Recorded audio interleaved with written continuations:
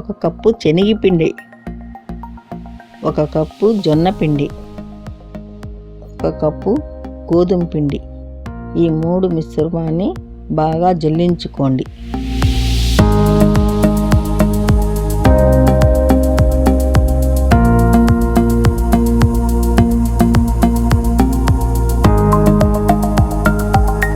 తర్వాత సన్నగా కట్ చేసి పెట్టుకున్న ఉల్లిపాయలు 1 కప్పు,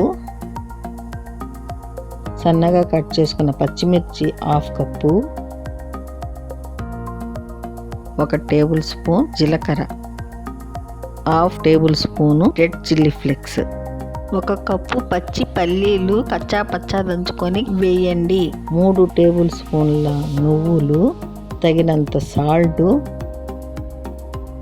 తాజాగా ఉన్న మునగాకు, శుభ్రం చేసుకున్న మునగాకు 2 పిడికెళ్ళు వేసి ఈ మిశ్రమానమంతా బాగా కలుపుకోవాలి.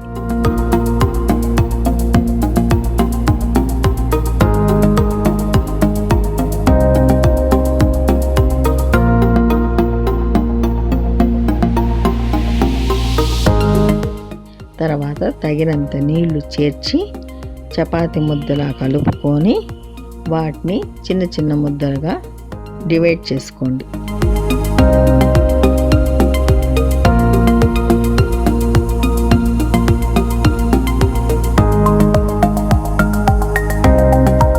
ఒక పేపర్పై ఆయిల్ అప్లై చేసి ఈ చిన్న ముద్దను ఒక రొట్టెలాగా తట్టుకోండి.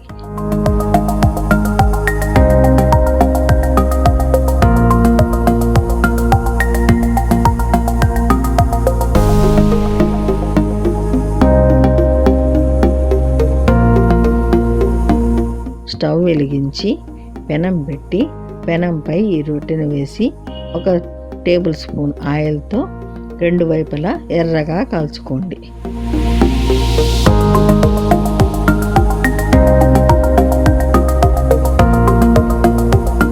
మరోవైపు కూడా అలాగే 1/2 స్పూన్ ఆయిల్ అప్లై చేసి 2 వైపులా బాగా కాల్చుకొని ఒక ప్లేట్లోకి తీసుకోండి.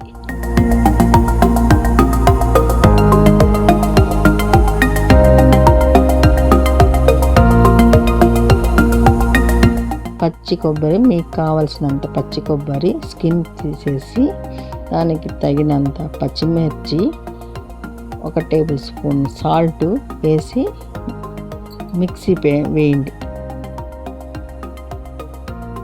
తర్వాత 2 ఉల్లిపాయలు ముక్కలు వేసి దాన్ని మరోసారి మిక్సీ పట్టండి. ఈ కారము రోట్లో దంచిన తొక్కు కారం లాగా చాలా బాగుంటుంది.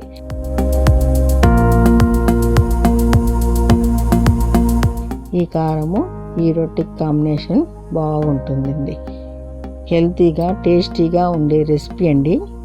మీరు తయారు చేసుకొని మీకు ఎలా వచ్చిందో నాకు కామెంట్ బాక్స్లో తెలియజేయండి. Thank you.